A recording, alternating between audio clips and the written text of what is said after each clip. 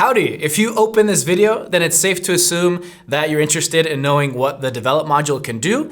And I can already tell you that you'll be surprised at how much you can do in the develop module. So let's go take a look.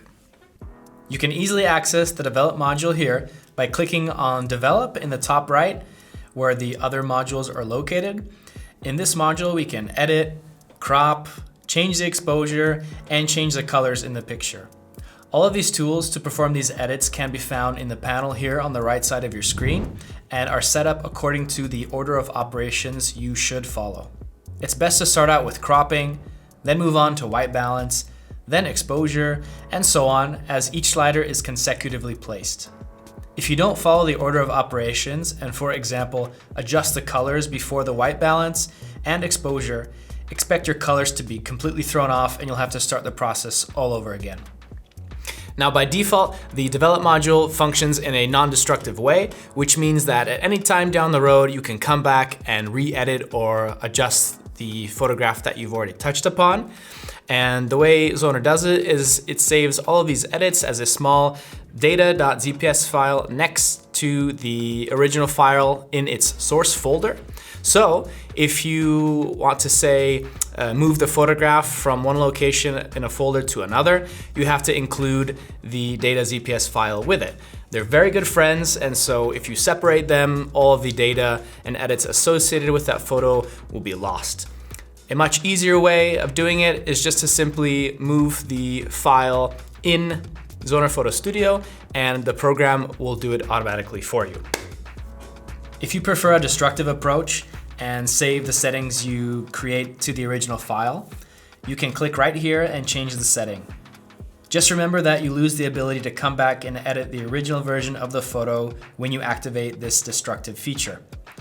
ZPSX will also ask you to save it as a different file type though, because you can't save any edits onto the raw file itself. If you have several photos from the same trip or series, if you will, you can just edit one, copy the settings, and use the exact same settings for the rest of the photos that would need the exact same kind of editing process. So if I change the exposure here as well as the saturation, and I want to apply these same adjustments to several of the other pictures here, I just hit Control-C. A menu will pop up, and here we can choose which adjustments we want to carry over to the other images. Hit OK, and select the photos in the film strip that you want the settings applied to by then hitting Control-V, just like copy and paste. If you'd like to save these settings and use them at another time, we can create what's called a preset. Click on the preset icon and then the plus icon.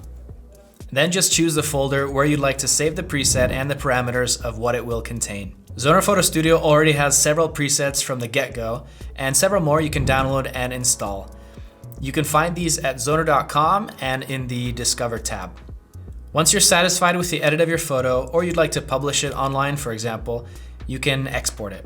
The easiest way to do this is to use the existing options of the export menu.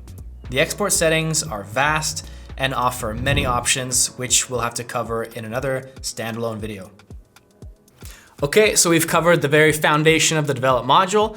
I hope that was informative. If you like it, give us a thumbs up, leave a comment below. Look forward to seeing you in the next video. Until then, take care.